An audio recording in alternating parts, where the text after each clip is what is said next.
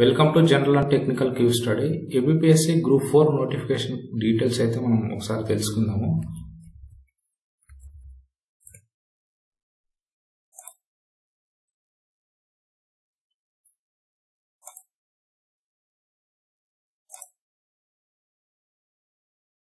So notification number 23/2021, date 28/12/2021, junior assistant cum computer assistant in AP Revenue Department Group 4. So ఈ notification కి సంబంధించినటువంటి ఒక question wise అయితే చాలా డౌట్స్ అయితే ఉంటాయి. సో ఫస్ట్ ఆఫ్ ఆల్ చాలా మందికి అనిపించవచ్చు ఇవి గవర్నమెంట్ జాబ్సా లేదంటే ఇంకా ఏమైనా వేరియేషన్ ఉందా అని కొన్ని డౌట్స్ అయితే రైజ్ అవుతుంటాయి. సో సచివాలయం రాస్తున్నప్పుడు కూడా ఇలాంటి డౌట్స్ వచ్చాయి కాబట్టి సో ఏపీఎస్సి కండక్ట్ చేస్తున్నటువంటి ఏ జాబ్ అయినా కూడా అవి state government direct jobs. So మీరు డైరెక్ట్గా నోటిఫికేషన్ నంబర్ చూసినప్పుడే మీకు అర్థం అవ్వాలి. So direct recruitment to the post of junior assistant cum computer assistant, ఇది ఫస్ట్ క్వశ్చన్గా మనం క్లియర్ చేసుకోవచ్చు. సెకండ్ ఏంటంటే ఇంపార్టెంట్ డేట్స్ ఏంటి అనేది ఒకసారి మనం చూద్దాము. సో డేట్స్ ఇక్కడ 1.3లో చూడొచ్చు. 30/12 నుంచి 19/01/2022 వరకు అయితే మనం అప్లై చేసుకోవచ్చు. బట్ ఏజ్ గురించి మనం మాట్లాడుకుంటే third point. So age 18 to 40 years మధ్యలో ఉన్నటువంటి వాళ్ళందరూ కూడా ఎవరైనా అప్లై చేసుకోవచ్చు. దానికి సంబంధించినటువంటి ఏజ్ రిలాక్సేషన్ కూడా మనకు ఉంది. అందులో రిజర్వేషన్ కేటగిరీకి సంబంధించినటువంటి డీటెయిల్స్ కూడా ఉన్నాయి. ఇంకా థర్డ్ పాయింట్ ఏంటంటే అప్లై చేసుకునే విధానం ఏంటి అనేది మనం ఇక్కడ పాయింట్ నంబర్ 4లో ఒకసారి చూస్తే మనం డైరెక్ట్గా ఓటీపీఆర్ నంబర్ అయితే మనం రిజిస్టర్ చేసుకోవాలి. సో దానికి సంబంధించినటువంటి డీటెయిల్స్ నేను నెక్స్ట్ వీడియోలో అయితే మీకు పోస్ట్ చేస్తాను. సో ఇక్కడ వన్ టైం ప్రొఫైల్ రిజిస్ట్రేషన్ అనేది నెంబర్ ఉంటే చాలు, డైరెక్ట్గా అప్లై చేసుకోవచ్చు. దీనికి సంబంధించినటువంటి ఓటీపీఆర్ రిజిస్ట్రేషన్ ప్రాసెస్ అంతా కూడా నేను నెక్స్ట్ వీడియోలో చెప్పేస్తాను. సో ఈ నెంబర్తో మనం డైరెక్ట్గా అప్లై చేసుకోవచ్చు. ఇది మనం థర్డ్ పాయింట్లో చూసుకోవచ్చు. ఇక ఎగ్జామినేషన్ విధానంలో వస్తే ఎగ్జామినేషన్కి సంబంధించి మనకు ప్రిలిమ్స్ మెయిన్స్ అయితే ఉంటుంది. సో అందులో 1.5 పాయింట్ని అయితే ఒకసారి అబ్జర్వ్ చేయండి. The commission conducts screening test in case applicants exceed 200 times the number of vacancies notified. So ఒకవేళ స్క్రీనింగ్ టెస్ట్ అనేది applicants 200 times the number of vacancies అంటే ఒకవేళ వేకెన్సీస్ని బట్టి వచ్చినటువంటి అప్లికేషన్ 200 times ఉంటే గనక ఇది screening test plus prelims mains. At the same time ఈ మెయిన్స్ ఎగ్జామ్ అనేది మనకి కంప్యూటర్ బేస్డ్ టెస్ట్. ఇక్కడ mains CBT examination in ratio as may be decided by the commission at an appropriate time అని ఇచ్చాడు. So prelims mains అనేది అయితే కంపల్సరీగా ఉంటుంది. అందులో మనకి మెయిన్స్ అనేది కంప్యూటర్ బేస్డ్ టెస్ట్లో ఉంటుంది. ఈ స్క్రీనింగ్ టెస్ట్ అయితే మనకి మ్యాక్సిమం ఆఫ్లైన్లో ఉండే ఉంటుంది. ఎందుకంటే ఈ కండిషన్ ప్రకారం 200 కంటే ఎక్కువగానే అప్లై చేస్తారనే విషయం గుర్తుపెట్టుకోండి.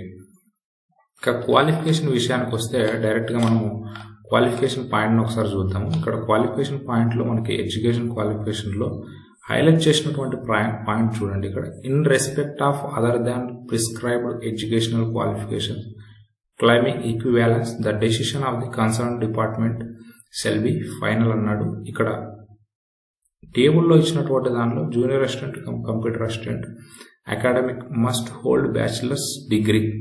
సో కంపల్సరీగా బ్యాచిలర్స్ డిగ్రీ అయితే ఉండాలని ఇక్కడ మెన్షన్ చేశాడు.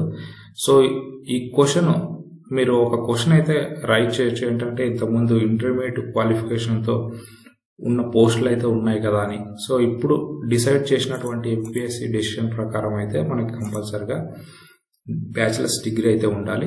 So at the same time technical qualification అన్నాడు. One should pass computer proficiency test conducted by district collector to those who will be short listed before appointment.